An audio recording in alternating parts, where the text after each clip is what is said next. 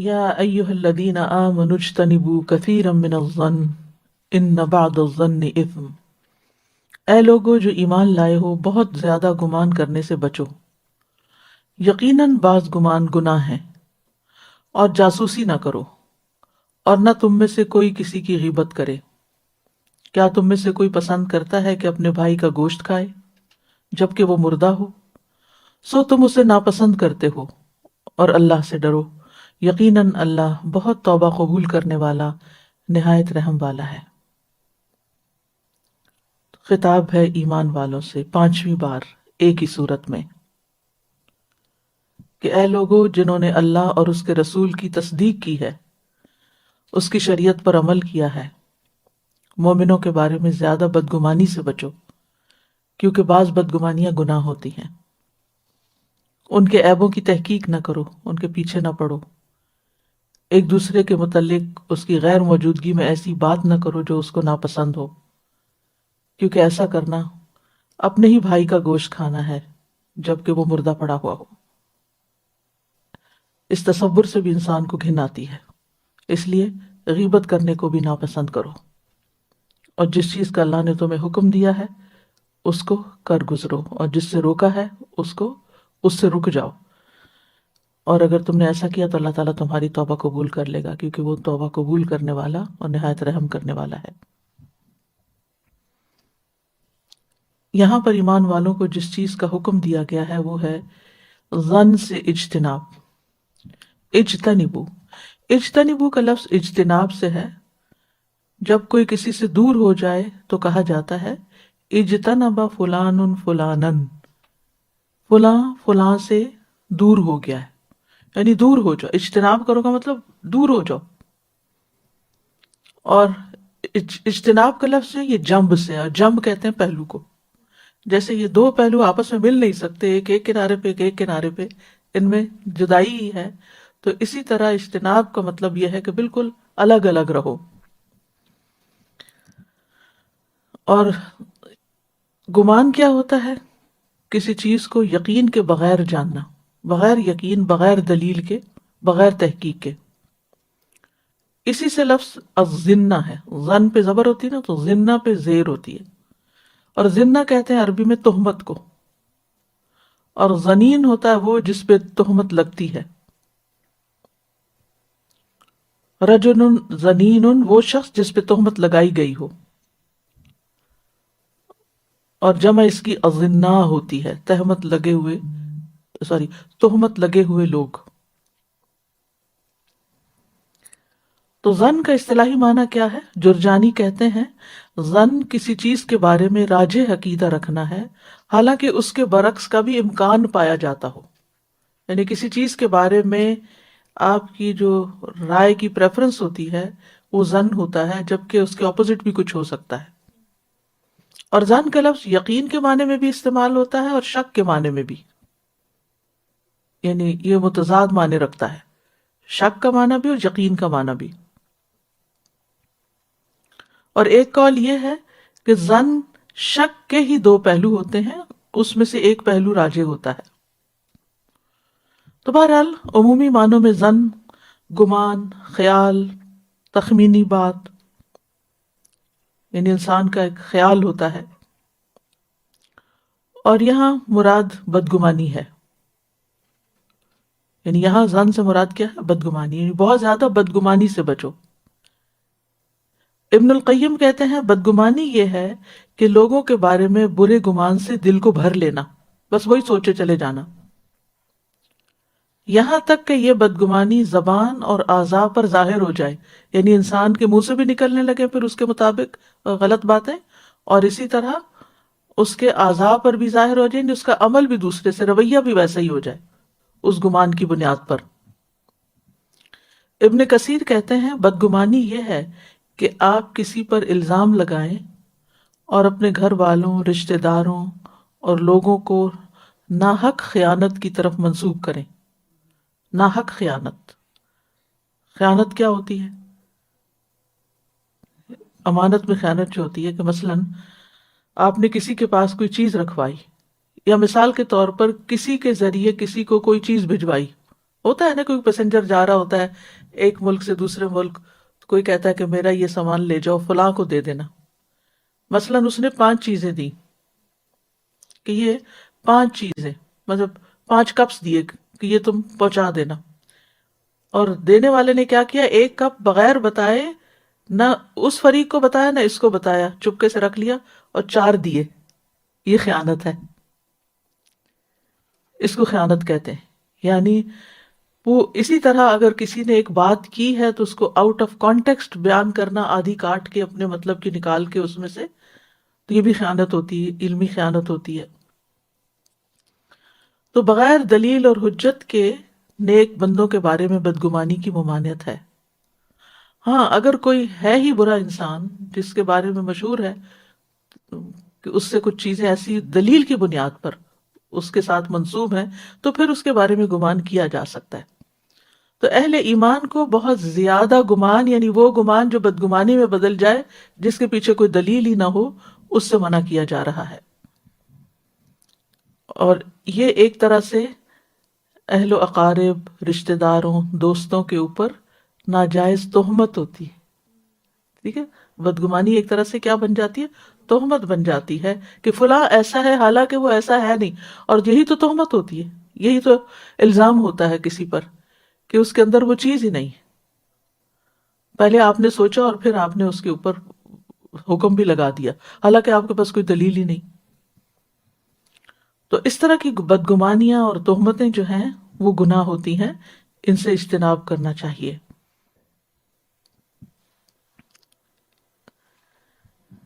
نبی صلی اللہ علیہ وسلم نے بھی اپنے صحابہ کو اس چیز سے منع کیا. تفسیر قرطبی میں ایک روایت آتی ہے، ان اللہ حرم من المسلم دمہ و اردہ و ان یظن به ظن السوء، کہ اللہ تعالیٰ نے ایک مسلمان پر دوسرے مسلمان کا خون اور اس کی آبرو کو حرام قرار دیا، اور یہ بھی حرام کیا کہ ایک مسلمان دوسرے مسلمان کے بارے میں برا گمان کرے. یہ بھی حرام قرار دیا. اسی لیے آیت کے اگلے حصے میں کیا ہے، ان بعد الظن اثم، کہ بعض گمان جو ہیں وہ گناہ شمار ہوتے ہیں کیونکہ وہ دراصل حرام کے زمرے میں آ جاتے ہیں، یعنی سراسر گناہ ہوتے ہیں.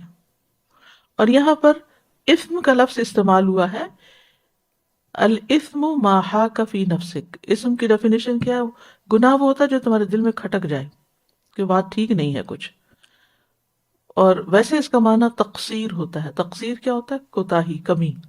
قصر سے، قصر نماز کیا ہوتی ہے، نماز چھوٹا کرنا، تقصیر. تو اثم ایسی کیفیت کا نام ہے کہ انسان کا دل نیکی کے کاموں سے تو پیچھے رہے اور گناہ کے کاموں کی طرف مائل رہے. یعنی کسی کے بارے میں اچھا گمان تو نہ کرے لیکن برا گمان ضرور کر لے، اور اسم موقع ملنے پر اس گناہ سے انسان رکے نہیں. تو اسم کا تعلق زیادہ تر دل سے ہوتا ہے، یعنی دل کے اندر ایک سستی اور کوتاہی سی ہوتی ہے، اور ایسا شخص اثیم ہوتا ہے جو کرنے والا ہوتا ہے اور اس کی ضد سلیم ہے، قلب سلیم، قلب اثیم اور قلب سلیم. اچھا یہ بھی نہیں، یہاں پر یہ نہیں کہا کہ ان کثیر من الظن، بلکہ کیا فرمایا، بعض الظن، بعض گمان گناہ ہوتے ہیں،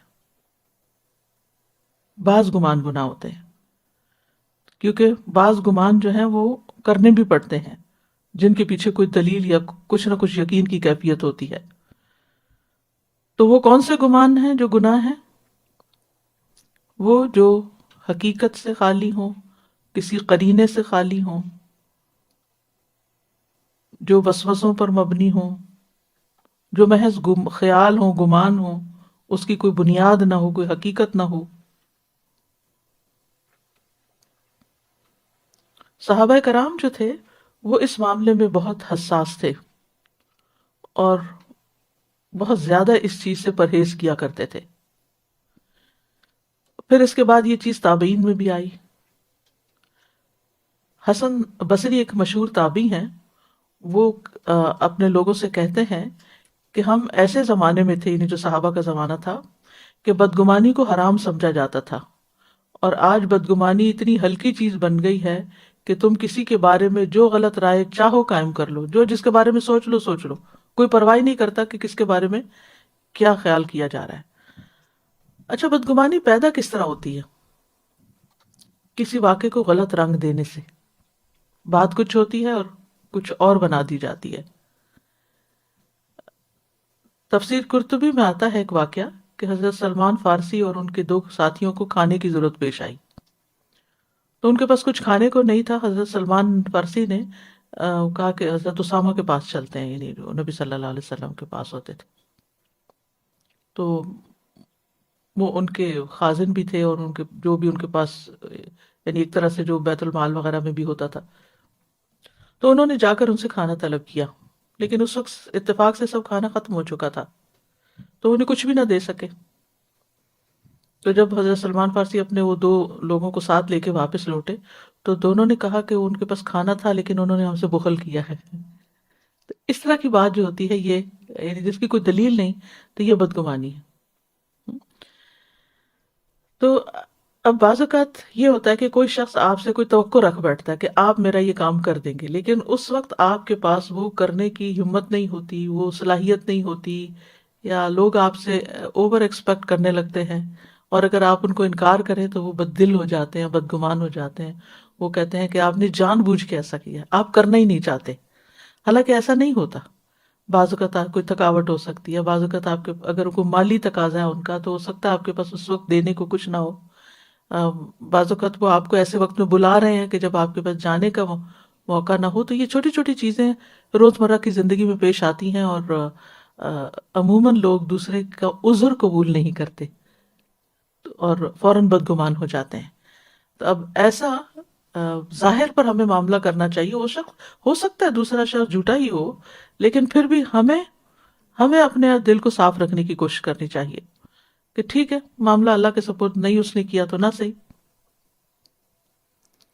دور جاہلیت میں ایسے گمانوں کی وجہ سے بعض اوقات جنگیں بھی شروع ہو جاتی تھیں، آپس میں لڑائیاں اور جھگڑے، فساد، اور حسب نسب میں طعن و تشنیع، اور فتنہ فساد کھڑا ہو جاتا تھا۔ تو اس لیے بدگمانی سے روکا گیا، کیونکہ اس سے تعلقات بھی خراب ہوتے ہیں، اور بعض اوقات تو خرابی اتنی دور تک جاتی ہے کہ ناحق دوسروں کی جان تک لے لی جاتی ہے۔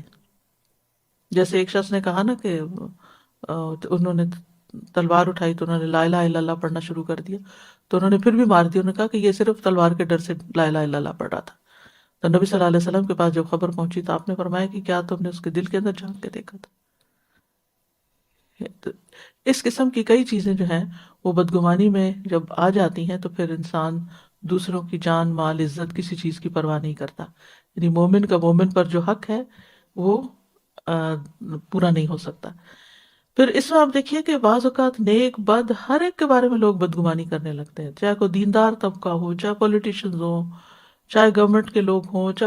جب ایک عادت پڑ جاتی ہے تو دیکھنے والے، سوچنے والے ہر ایک کے بارے میں پہلے برا سوچتے ہیں، حتیٰ کہ وہ پروو کر دے کہ وہ برا نہیں۔ تو یہ طرز عمل جو ہے یہ درست نہیں ہے۔ تو اجتنبوا کثیرا من الظن، بہت زیادہ گمان کرنے سے بچو۔ حدیث میں آتا ہے ایاکم والظن فإن الظن اکذب الحدیث، بدگمانی سے بچو کیونکہ بدگمانی سب باتوں سے جھوٹی بات ہے، یعنی جس کی کوئی بیس ہی نہیں ہے۔ یعنی بغیر پوری معلومات کے آپ رائے قائم کر لیں، کیونکہ ہر شخص کی اپنی ایک دنیا ہوتی ہے، اس کی اپنی مصروفیات ہوتی ہیں، اس کا اپنا ایک لائف سٹائل ہوتا ہے، اس کے اپنے سونے جاگنے کے اوقات ہوتے ہیں۔ مثلاً آپ دن میں کسی کے گھر جاتے ہیں اور وہ آگے سے ملتا نہیں کہ وہ آرام کر رہا ہے، تو آپ فوراً کیا سوچیں گے؟ نمبر 1 ملنا نہیں چاہتا، نمبر 2 یہ کہ یہ تو ہے ہی بڑا سست، دن کو بھی سوتا رہتا ہے۔ آپ کو کیا معلوم کہ ہو سکتا ہے کہ وہ رات کو کسی بہت ضروری کام سے سارا دن جاگتا رہا ہو، تو آپ کو کیا حق پہنچتا ہے کہ آپ اس وقت اس کے اوپر بدگمانی کریں؟ تو اس طرح کی چیزیں جو ہیں یہ ایک مومن کے لیے جائز نہیں کہ وہ دوسرے کے بارے میں سوچے، کیونکہ یہ سب سے بڑا جھوٹ ہے۔ اسی لیے خطابی کہتے ہیں کہ الظن منشأ اکثر الکذب، بدگمانی اکثر جھوٹ سے پیدا ہوتی ہے، اور مومن کے بارے میں گمان کرنا جو ہے وہ حرام ہے۔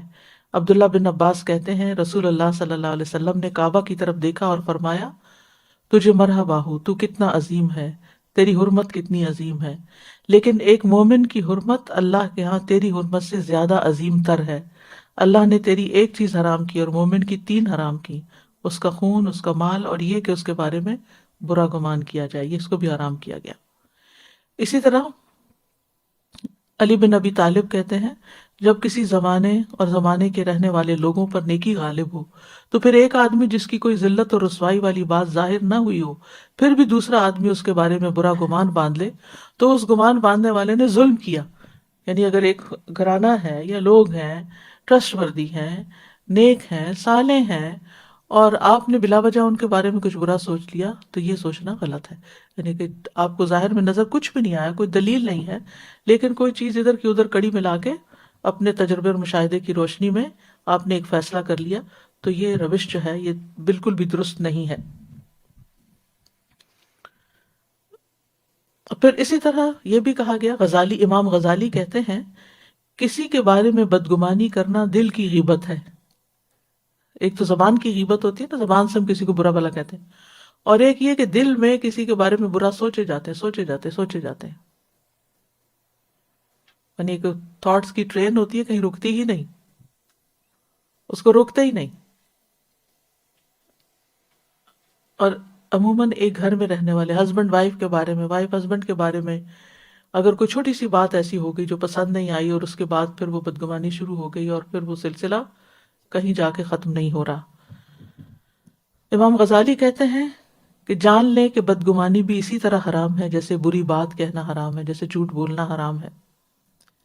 جیسے آپ کے لیے یہ حرام ہے کہ آپ اپنی زبان سے دوسرے لوگوں کی برائیاں بیان کریں، اسی طرح آپ کے لیے یہ جائز نہیں کہ آپ اپنے دل سے مسلمان بھائی کے لیے بدگمانی کی کوئی بات کہیں، نہیں اپنے ہی دل میں اپنے آپ کو بھی کہیں۔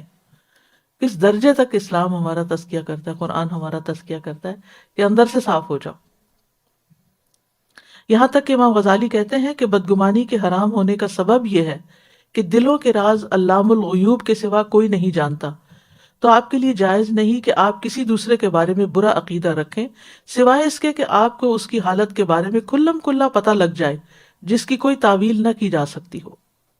یعنی دلیل سے پتہ چل جائے کہ ہاں اس نے خیانت کی ہے، اس نے بغیر بتائے چیز اپنے پاس رکھ لی ہے، یعنی آپ کو دوسری طرف سے کنفرم ہو گیا اور آپ نے اپنی طرف سے بھی کنفرم کر لیا تو پتہ چل گیا، تو پھر وہ بدگمانی حرام نہیں ہوگی، پھر وہ درست ہوگی۔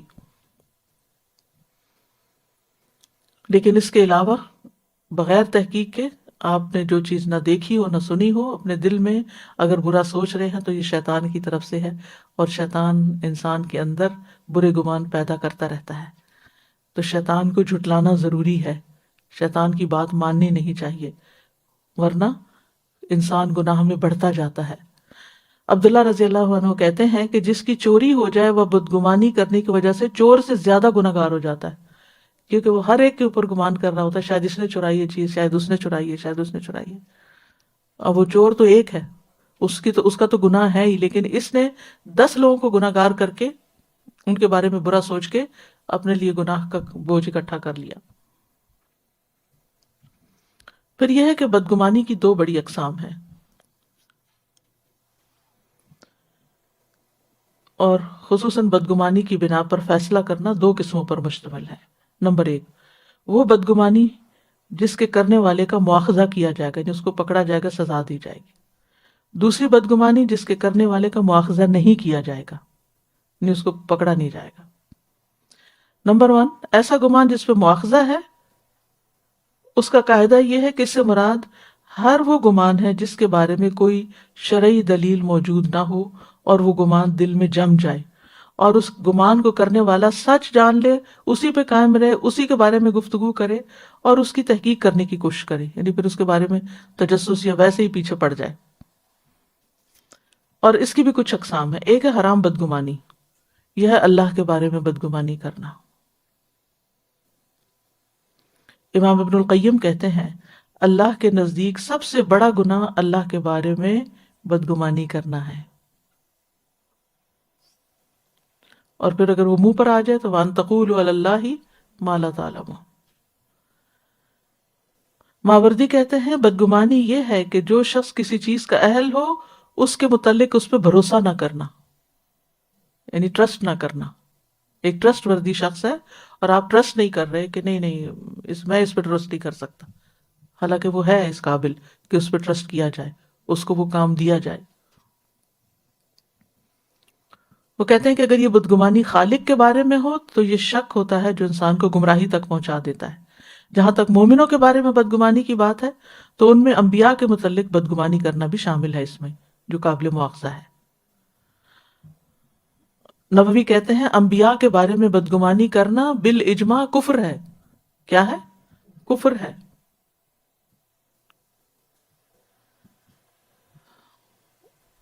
یعنی جیسے رسول اللہ صلی اللہ علیہ وسلم کی ذات کے بارے میں، آپ کے کسی فیصلے کے بارے میں، آپ کے لائف سٹائل کے بارے میں، یا کسی بھی طریقے سے آپ کے بارے میں برا سوچنا جو ہے وہ کفر تک انسان کو پہنچا دیتا ہے۔ اسی طرح دیگر انبیاء، مثلا داؤد علیہ السلام کے بارے میں بائبل میں اگر آپ پڑھیں تو بہت ایسی باتیں لکھی ہوئی ہیں کہ جو ایک نبی کی شان کے خلاف ہیں، یا دیگر انبیاء کے بارے میں بھی بعض اوقات ہرزہ سرائی کی ہوئی ہے۔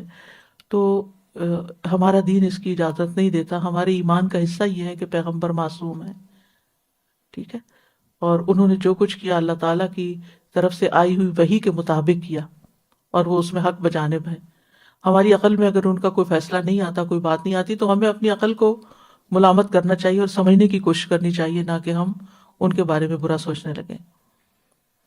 اسی طرح ان مسلمانوں کے بارے میں بدگمانی کرنا بھی قابل مواخذہ ہے، یعنی اس پہ پکڑ ہوگی جو بظاہر نیک ہیں، ٹھیک ہے۔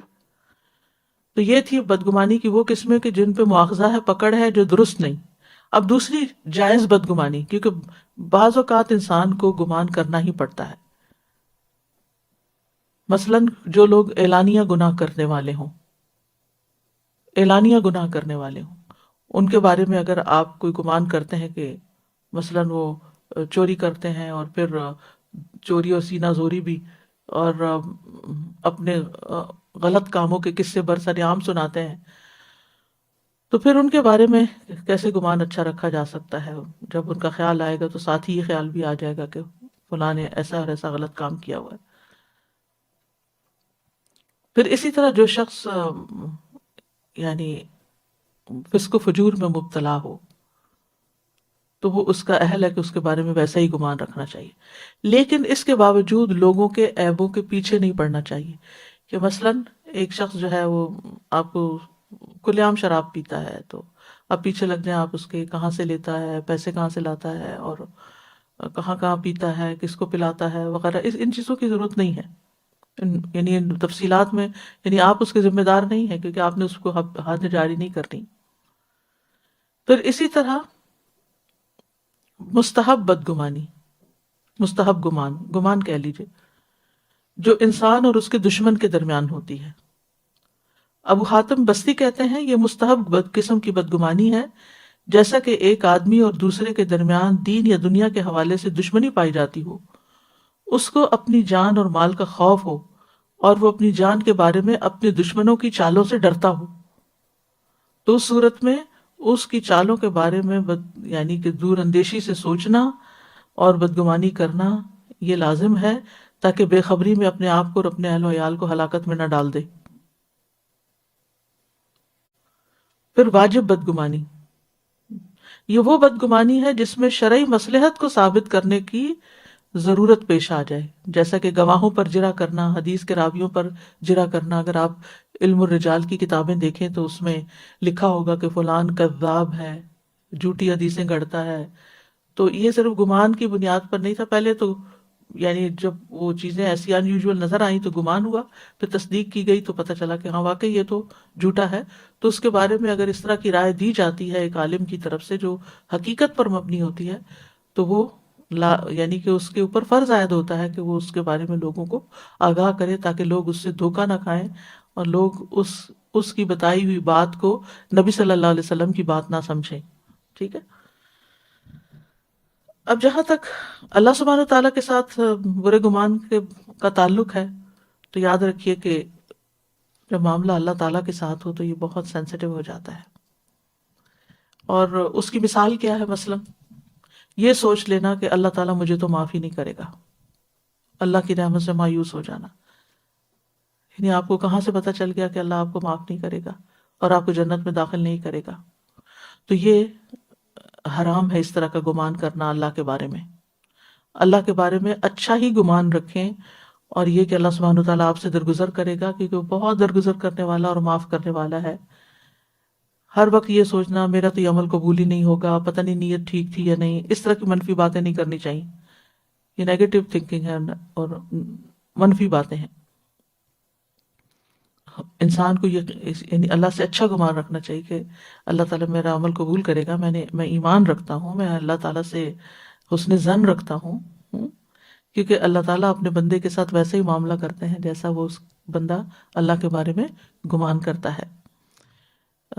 پھر اسی طرح یہ کہ میری تو توبہ قبول نہیں ہو سکتی، میں نے تو بہت ہی بڑا گناہ کر لیا. نہیں، ان اللہ یغفر الذنوب جميعا، ہمارے پاس قرآن میں یہ دلیل موجود ہے. پھر اسی طرح دعا مانگ کے مایوس ہو جانا کہ میرے تو حالات نہیں بدلیں گے، اللہ تعالیٰ مجھے تو یہ نہیں دے سکتا، میرے رزق میں اضافہ نہیں ہوگا، میری بیماری دور نہیں ہوگی، میں ٹھیک ہونے والا نہیں. اس طرح کی باتیں نہیں کرنی چاہیے، کیونکہ یہ اللہ کی قدرت کو چیلنج ہے. اللہ تعالیٰ تو کن کہہ کے ہر چیز کر سکتا ہے.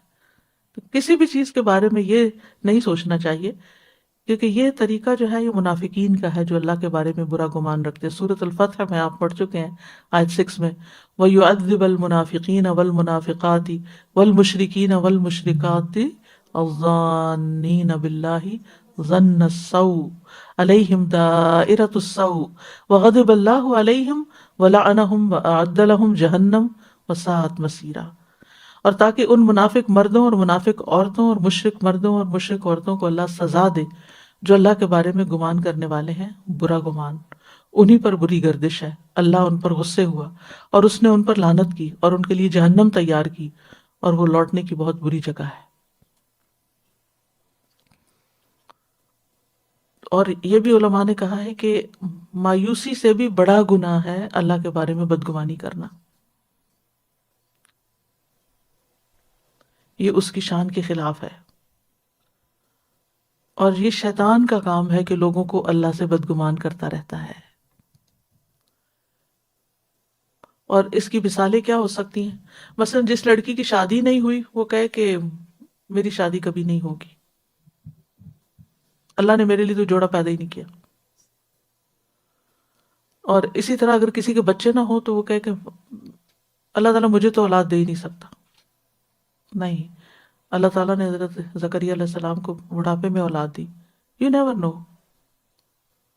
میں پڑھ رہی تھی پاکستان میں ایک ٹرائب ہے نا جو ناردرن ایریا میں رہتا ہے، کلاش کے لوگ ہیں شاید، یا چترال کے کچھ، تو اس میں عورتیں 70 سال تک بچہ پیدا کر سکتی ہیں، اور عمریں بھی ان کی بہت کافی لمبی ہوتی. یہ اٹھا لیں کہ اس کا آواز آ رہی ہے اس میں.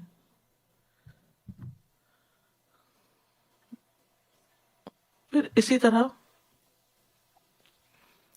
اگر کسی کے پاس روزگار نہیں تو وہ یہ سوچ لیتا ہے کہ مجھے تو کبھی کوئی جاب نہیں ملے گی. ایک عمر رسیدہ خاتون کو اگر کوئی تکلیف ہو گئی ہے تو وہ یہ سوچنے لگے کہ اب میری جان نہیں بچتی تو مری کہیں رہوں گی، مجھے اب صحت نہیں ہو سکتی کبھی. ایک بس یہ مرض میرے ساتھ ہی جائے گا، یہ باتیں نہیں کرنی چاہیے. کیا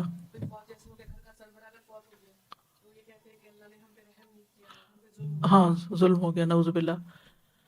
پھر اسی طرح ایک طالب علم کیا گمان کرتا ہے، ایک طالب علم کہتا ہے کہ میں نہیں پاس ہونے والا. تو سوچئے یہ ساری نیگیٹو تھنکنگ سب بدگمانیوں میں، اور یہ منع ہے. ان تھاٹس کو روکنا ہے، ان کو بریک کرنا ہے، ان کی ایڈکشن نہیں کرنی کہ ایڈکٹ ہو جائیں ان کے ساتھ کہ بس ہر وقت یہی باتیں سوچتے چلے جائیں. یہ سب کچھ شیطان کی طرف سے آتا ہے. اللہ تعالیٰ فرماتے ہیں الشیطان یعدکم الفقر ویأمرکم بالفحشاء واللہ یعدکم مغفرۃ منہ وفضلا واللہ واسع علیم. شیطان تمہیں فقر کا ڈراوا دیتا ہے اور تمہیں شرمناک بخل کا حکم دیتا ہے، اور اللہ تمہیں اپنی طرف سے بڑی بخشش اور فضل کا وعدہ دیتا ہے، اور اللہ وسعت والا سب کچھ جاننے والا ہے. تو ہمیں ہر معاملے میں اللہ پر بھروسہ کرنا چاہیے اور اللہ کے بارے میں گمان اچھا رکھنا چاہیے. ہر روز رات کو دعا پڑھتے ہیں نا، اللہم اسلمت نفسی الیک ووجہت وجہی الیک وفوضت امری الیک، کہ میں نے اپنا معاملہ تیرے حوالے کر دیا. کسی انسان کے ساتھ کوئی کلیش ہے، مالی پریشانی ہے، صحت کی پریشانی ہے، اولاد کی طرف سے، شوہر کی طرف سے، کچھ بھی ہے، فوضت امری الیک، بس میں نے آپ کو دے دیا، میں سونے لگی ہوں. تو نیند بھی اچھی آ جائے گی اور اللہ تعالیٰ معاملہ بھی سنبھال لے گا، اور گمان بھی اچھا رہے گا. پھر اسی طرح یہ ہے کہ دعا بھی کرنی چاہیے، اللہم ارزقنا حسن الظن بک والتوکل علیک، اے اللہ ہمیں اچھا گمان عطا کر اور اپنی ذات پر بھروسہ کرنے کی توفیق عطا فرما.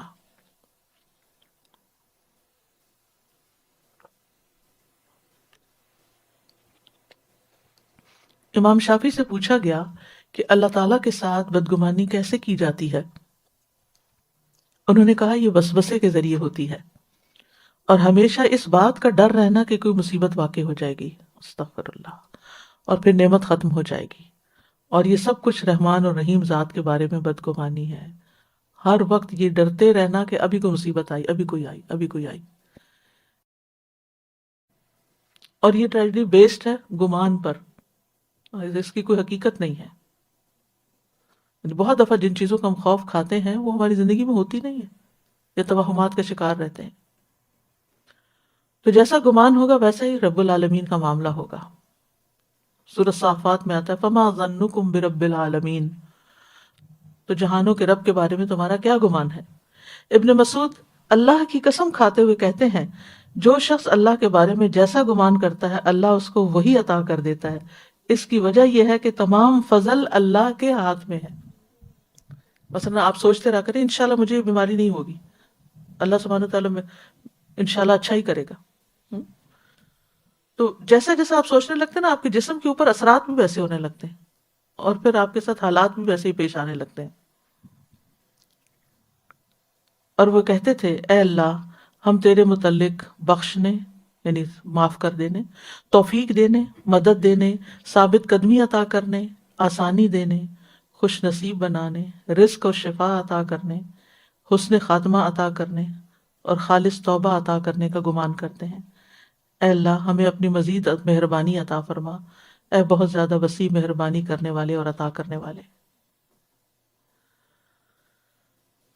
تو اللہ سبحانہ وتعالیٰ بندے کے گمان کے مطابق اس سے معاملہ کرتا ہے. حدیث ہے مسند احمد کی، قال اللہ عز وجل انا عند ظن عبدی بی فلیظن بی ما شاء، میں اپنے بندے کے گمان کے مطابق ہوں، پس وہ میرے ساتھ جیسا چاہے گمان رکھے. اللہ جیسا چاہے گمان رکھے، فلیظن بی ما شاء.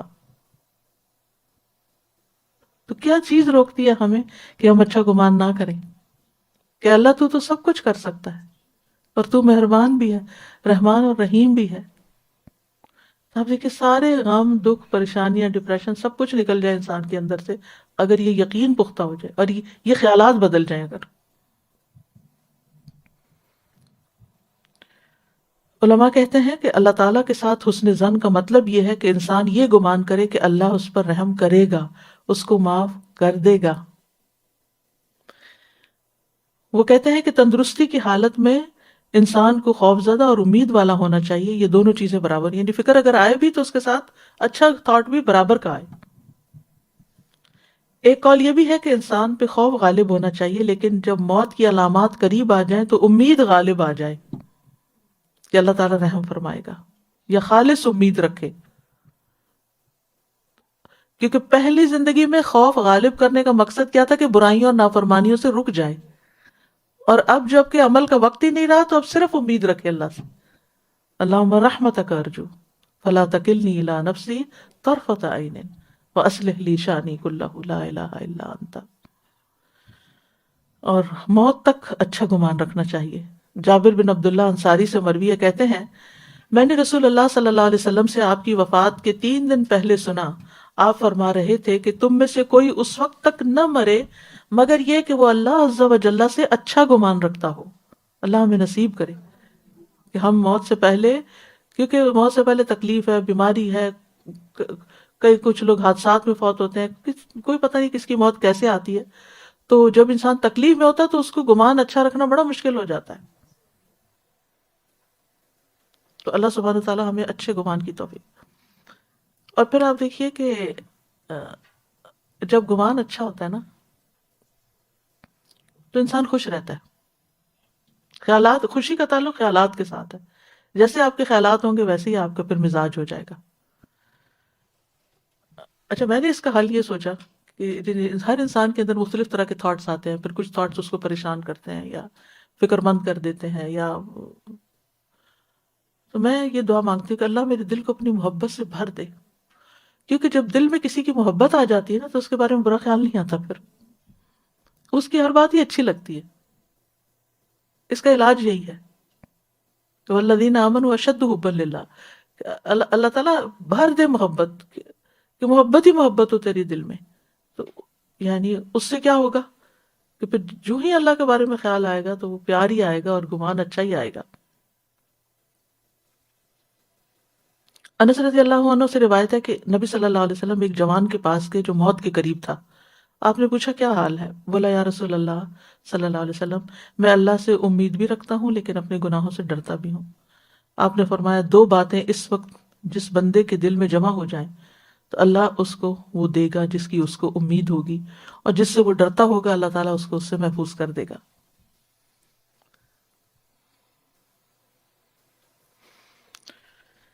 اسی طرح ایک اور بڑی دلچسپ حدیث آتی ہے۔ حضرت انس کہتے ہیں رسول اللہ صلی اللہ علیہ وسلم نے فرمایا جہنم سے 4 آدمیوں کو نکالا جائے گا، انہیں اللہ عز و جل کے سامنے پیش کیا جائے گا، اللہ تعالیٰ دوبارہ انہیں جہنم میں بھیجنے کا حکم دے دے گا، تو ان میں سے ایک شخص اللہ تعالیٰ کی طرف متوجہ ہو کر کہے گا اے میرے رب، مجھے تو یہ امید ہو گئی تھی کہ اگر تو مجھے اس جہنم سے نکال رہا ہے تو دوبارہ نہیں اب بھیجے گا۔ تو اللہ تعالیٰ فرمائے گا کہ ہم تجھے اس میں اب نہیں لوٹائیں گے۔ تو اللہ سے اچھے گمان کی وجہ سے اللہ سبحانہ تعالیٰ نے اس کو جہنم میں نہیں بھیجا۔ لیکن پتہ نہیں کیوں ہم یہی سوچتے رہتے ہیں پتہ نہیں ہمارا کیا بنے گا، آگ سے بچیں گے کہ نہیں بچیں گے۔ ٹھیک ہے، ڈر تو ہونا چاہیے تاکہ گناہوں سے بچیں۔ آگ سے ڈرنے کا مطلب یہ ہے کہ گناہوں سے بچنے کی فکر، لیکن اگر وہ نہیں اور صرف مایوسی کے خیالات ہیں تو وہ درست نہیں ہے۔ پھر اسی طرح اپنی ذات کے بارے میں بدگمانی، اپنے آپ کو انڈر ایسٹیمیٹ کرتے رہنا۔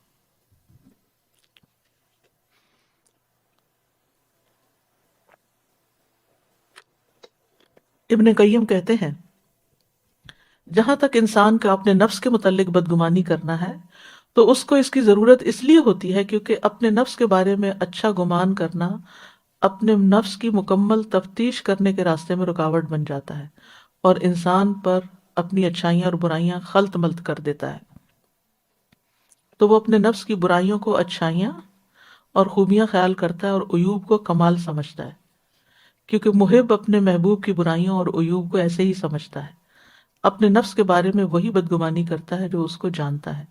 جو اپنے نفس کے متعلق حسن ظن رکھتا ہے وہ اپنے آپ کو جاننے میں سب سے زیادہ جاہل ہے، اور نفس کے بارے میں بدگمانی کا ضابطہ یہ ہے کہ وہ اپنے نفس کو الزام دے، اپنے رب کو الزام نہ دے۔ وما ابرئ نفسی ان النفس لامارۃ بالسوء، اور انسان اپنے نفس کو الزام دے کہ اسی نے کوتاہی کی تاکہ اپنے نفس سے غرور اور خود پسندی کو دور کرے، لیکن اتنا نہ کرے کہ وہ بدگمانی کو اللہ کے ساتھ بدگمانی کی طرف یا اللہ کی رحمت سے مایوسی کی طرف لے جائے، کیونکہ اللہ کی رحمت سے کافر ہی مایوس ہوتے ہیں۔ انسان کو اللہ کی رحمت سے مایوس نہیں ہونا چاہیے، نہ اس کی رحمت سے نا امید ہونا چاہیے، لیکن وہ اپنے نفس کو اس لیے الزام دے تاکہ وہ نیک اعمال میں محنت کرے۔ وہ اپنے نفس اور عمل کو الزام دے کیونکہ وہ نہیں جانتا کہ اس کا عمل قبول کیا گیا یا نہیں، اور ساتھ ساتھ اس بات پر یقین اور بھروسہ رکھے کہ اللہ مومنوں میں سے کسی کے عمل ضائع نہیں کرتا، عمل کرنے والے کا عمل ضائع نہیں کرتا۔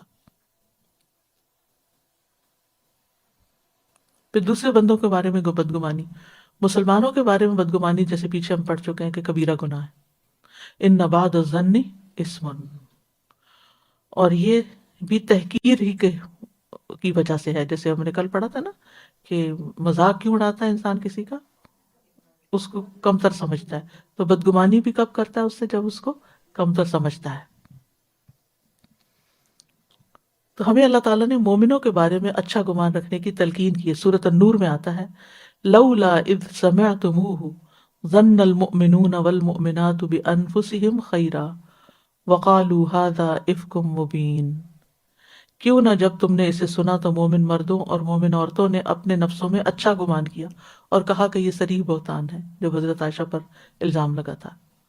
ابن عاشور اپنی تفسیر میں کہتے ہیں اس میں اس بات پر متنبہ کیا گیا ہے کہ مومن پر یہ حق لازم آتا ہے کہ جب وہ کسی دوسرے کے بارے میں کوئی بات سنے تو وہ اس کو شک پر نہیں بلکہ محض ظن پر ہی مبنی کرے، پھر حالات کے قرائن میں غور کرے اور اس مقام کی مناسبت میں غور کرے کہ یہ بات کس کانٹیکسٹ میں کہی گئی ہے۔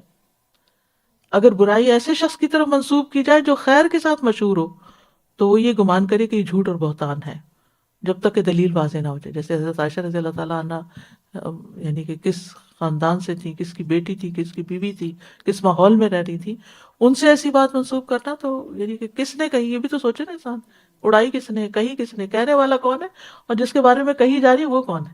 اگر لوگ صرف اتنی بات پہ غور کر لینا تو بدگمانی دور کر سکتے ہیں۔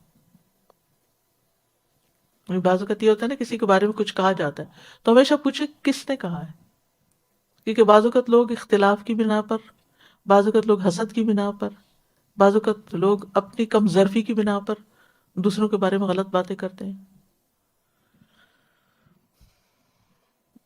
تو کسی کے بارے میں بلا وجہ بدگمان ہونا حلال نہیں ہے۔ علی بن ابی طالب کہتے ہیں جو اپنے بھائی کے اچھے اخلاق کو جانتا ہے، یعنی جب آپ نے کسی سے معاملہ کیا ہمیشہ اچھا ہی ہوا، وہ اس کے بارے میں لوگوں کی باتوں پر کان نہ دھرے۔ یہ بہت کام کا نکتہ ہے، یعنی جن لوگوں سے آپ کے اچھے تعلقات ہیں، آپ نے ان کے اندر ہمیشہ خیر ہی پائی ہے، تو ان کے بارے میں لوگوں کی باتوں پہ کان نہ دھرے۔ مثال کے طور پر آپ اپنے ادارے کے اندر مل جل کے رہتے ہیں، سب ایک دوسرے کو سالوں سال سے جانتے ہیں، اب کسی نے کوئی بات میڈیا میں غلط قسم کی پھیلا دی تو اب آپ کیا کرنے لگیں گے؟ اپنے ہی ساتھیوں کے بارے میں شک کرنا شروع کر دیں گے کہ یہ ایسے غلط ہے؟ نہیں، ہمیں پتہ ہے کہ ہم دن رات کا ہمارا واسطہ ہے، انہوں نے ہمارے ساتھ ایسا معاملہ نہیں کیا، تو ہم ایک ایسے شخص آؤٹ سائڈر کی بات کو، جس کو پوری معلومات بھی نہیں ہے، اس کو کیسے کوئی وزن دے دیں بنسبت اس کے کہ آپ اپنے آپ کے بارے میں، کیونکہ وہ دوسرے کے عیب ڈھونڈنا کیا ہے دراصل، وَلَا تَلْمِزُوا أَنفُسَكُمْ، اپنے آپ پر ہی عیب دھرنا ہے۔ پھر اسی طرح یہ کہ اگر کسی کے بارے میں کوئی بدگمانی ہو جائے تو پھر اس کی تصدیق نہیں کرنی چاہیے، ٹھیک ہے نا؟ ادھر ادھر سے پوچھنا نہیں چاہیے کہ اچھا تم کیا کہتی ہو اس کے بارے میں، تم کیا کہتی ہو، تم کیا کہتی ہو، کیونکہ اس سے شیطان خوش ہوگا۔ اگر بدگمانی آ گئی کسی کے بارے میں تو دعا کریں اس کے لیے کہ اللہ اگر اس کا کوئی قصور ہے تو وہ توبہ کر لے، اور نہیں ہے تو اللہ ہمیں بھی معاف کرے، اس کو بھی معاف کرے۔ تو اس کے تجسس میں مبتلا نہیں ہونا چاہیے، کیونکہ اگلی چیز جو ہے وہ تجسس ہے۔ تو بدگمانی کیا ہے؟ ایک منفی سوچ ہے، اور اس کو فالو کرنا اس میں مزید اضافہ ہے۔ اور پھر بعض اوقات صرف مس انڈرسٹینڈنگز ہوتی ہیں، اس کی بنا پر ہم دوسروں کے بارے میں بدگمانی کر لیتے ہیں۔ تو اگر کہیں کسی کے بارے میں مس انڈرسٹینڈنگ ہوگی تو کلیریفیکیشن کر لیں، اس سے سوال کر لیں، اس سے پوچھ لیں۔ عمومی طور پہ لوگوں کے بارے میں سوچتے رہنا کہ یہ اگر کوئی دو لوگ بات کریں تو یہ لگتا ہے میرے ہی بارے میں کچھ کہہ رہے ہیں، اس طرح کی بات بھی نہیں سوچنی چاہیے۔ اسی طرح یہ کہ لوگ خواہ مخواہ میرے پیچھے پڑے ہوئے ہیں، ہر وقت مجھے ڈسکس کرتے رہتے ہیں، یہ تو ایک نفسیاتی مرض لگتا ہے۔ پھر اسی طرح ہر چیز کا منفی پہلو دیکھنا، یعنی اب انسانوں پہ آ جائیں، انسانوں سے یعنی اللہ سبحانہ وتعالیٰ، پھر انبیاء، پھر اس کے بعد صالح مومن، عام درجے کے لوگ، اور پھر اس کے بعد مختلف جو ہمارا انوائرمنٹ ہے یا جو جس ماحول میں ہم رہتے ہیں اس کے بارے میں ہر وقت برا سوچتے رہنا۔ مسیساگا کی ایئر میں بہت پولوشن ہے، یہاں رہنا ہیلدی نہیں ہے، میں یہاں کہاں آ گئی، یعنی اس طرح کی باتیں سوچ سوچ کے، جبکہ یہ ان میں سے بھی بہت سی باتیں صرف سنی سنائی ہوتی ہیں۔ کچھ لوگ اپنے پاس سے کچھ قیافے گمان وہ کر کے پھر دوسروں کو اس طرح یقین سے بتاتے ہیں حالانکہ اس کے پیچھے کچھ نہیں ہوتا، اور اگر ہو بھی تو آپ کر کیا سکتے، اور ہو سکتا ہے کہ آپ اس زون میں نہ ہی آتے ہو۔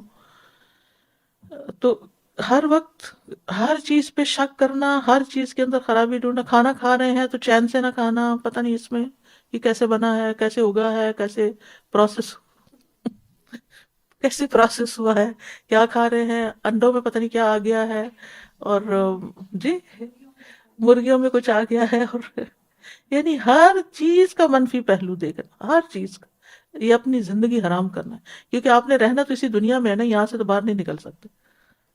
اب مجبوری کیا کریں، اب کہاں سے خریدیں ایسے انڈے کے جہاں جو بالکل ہی آرگینک ہو، اور آرگینک کے نام پر بھی جو چیزیں بکتی ہیں اس کا بھی آپ کو کیا یقین، یقینی بات تو کوئی نہیں کہ واقعی وہ آرگینک ہے، کوئی ٹیسٹ کرنے کا ذریعہ بھی کوئی نہیں ان کو، آرگینک ہو جاتی ہیں. ہاں یہ وہم میں پھر آ جاتا ہے نا، اور یہ وہم بھی گمان ہی کی ایک قسم ہے نا. پھر ہر نئے بندے کو بھی دیکھ کے شک کرنا، یہ پتہ نہیں کیوں آیا ہے یہاں. پھر کسی کے لباس دیکھ کے، کسی کی کوئی قیمتی چیز اس نے پہنی ہوئی ہے، تو یہ اس کی کیا ویلیو ہے، یہ خرید سکتی ہے، یہ کہاں سے لی اس نے، اس قسم کی باتیں. ام، پھر اسی طرح کسی کی کوئی اچھی خبر برداشت نہ ہونا، اس کے بارے میں فوراً ہی کوئی بری بات سوچ لینا. ہم، اگر خود تہجد پڑھ رہے ہیں تو جو سو رہے ہیں گھر میں ان کے بارے میں برا سوچنا کہ یہ کیوں غافل پڑے سو رہے ہیں. خود روزہ رکھ کے دوسروں کے بارے میں سوچنا، ان کو تو کھانے سے ہی فرصت نہیں. اب یہ نہیں پتا کہ ان کو کوئی بیماری ہو سکتی ہے، کوئی وجہ ہو سکتی ہے. ہر ایک کا معاملہ اللہ کے ساتھ ہے. آپ ہو سکتا ہے کہ روزہ رکھنے میں اچھے ہو اور دوسرا صدقہ کرنے میں اچھا ہو مثلا. تو انہیں کے من گھڑت خیالات دماغ میں خود سے خود گھڑ لینا، تو ان چیزوں سے انسان کو بچنے کی ضرورت ہے. اور اس کا علاج ہے اچھی مصروفیت. جب آپ اچھے اپنے کام میں لگ جاتے ہیں تو پھر کیا ہوتا ہے، آپ کو یاد ہی نہیں ہوتا کون کیا کر رہا ہے اور کون نہیں. کیونکہ بدگمانی میں انسان پڑتا ہی اس وقت ہے جب یا تو جاہل ہوتا ہے اس چیز کے بارے میں، یا کوئی غلط فہمی ہوتی ہے، یا انسان کی خواہشات ہوتی ہیں، ڈیزائرز ہوتی ہیں. تو یا فارغ ذہن، جی، یا پھر بیڈ کمپنی، فسق و فجور والے لوگوں کی صحبت، وہ برے خیالات ڈالتے ہیں. جیسے شیطان برے خیالات القاء کرتا ہے نا اپنے دوستوں کے دل میں، پھر وہ آپ کو تنگ کرتے ہیں. پھر ایسے مقامات پہ موجود ہونا جو شک و شبہ والے ہیں. اور پھر اس کے اثرات کیا ہیں کہ یہ چیز انسان کو تباہی کی طرف لے جاتی. یعنی جب بدگمانی حد سے بڑھتی ہے تو پھر انسان کی زبان، انسان کا ایکشن، معاملہ، تعلق، ہر چیز خراب ہوتی ہے. اور پھر آ، اللہ سبحانہ تعالیٰ کے ساتھ تعلقات میں کوئی خوشی نہیں رہتی، کوئی محبت نہیں رہتی. انبیاء کے بارے میں جب انسان کی سوچ اچھی نہیں ہوتی تو ان کی تعلیم پر نہ انسان چلتا ہے، نہ عمل کرتا ہے، نہ ان کی سنتوں کی پیروی کرتا ہے.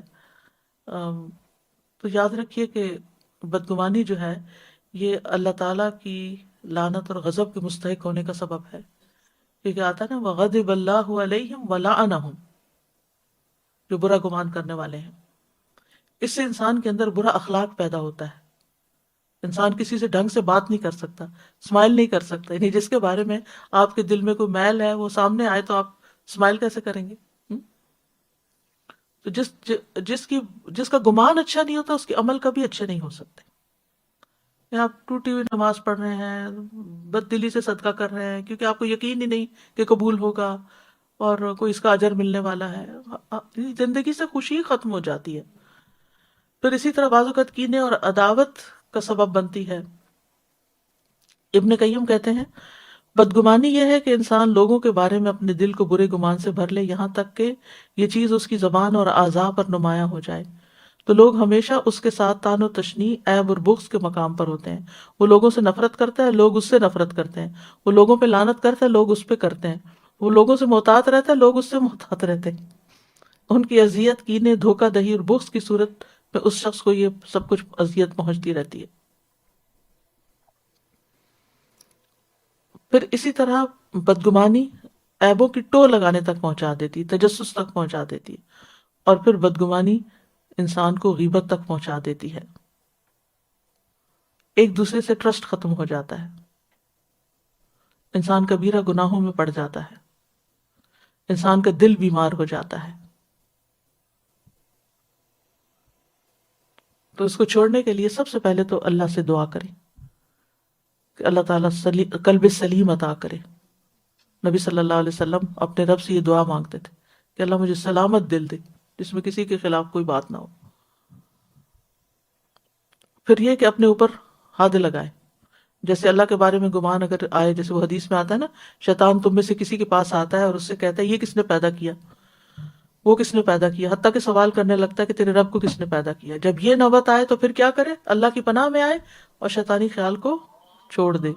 وَلْيَنْتَهِ، پہلے بھی میں نے آپ کو بتایا وَلْيَنْتَهِ، اسٹاپ، اس کو روکے. پھر اللہ کے اسماء و صفات کی معرفت حاصل کرے. اپنے نفس کا محاسبہ کرتا رہے انسان، خود کو دوسرے کی جگہ پر رکھ کے دیکھے، اپنے آپ کو دوسروں کی جگہ رکھے. بدگمانی کی تحقیق نہ کرے. عمر بن خطاب کہتے ہیں کسی مسلمان کے لیے حلال اور جائز نہیں کہ وہ اپنے بھائی سے کوئی بات سنے پھر اس کے بارے میں بدگمانی کرے، حالانکہ وہ اس کا بہتر معنی کرنے کا کوئی راستہ پاتا ہو.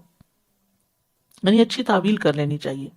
ابن عباس کہتے ہیں مجھے کسی بھائی کی طرف سے کبھی کوئی بری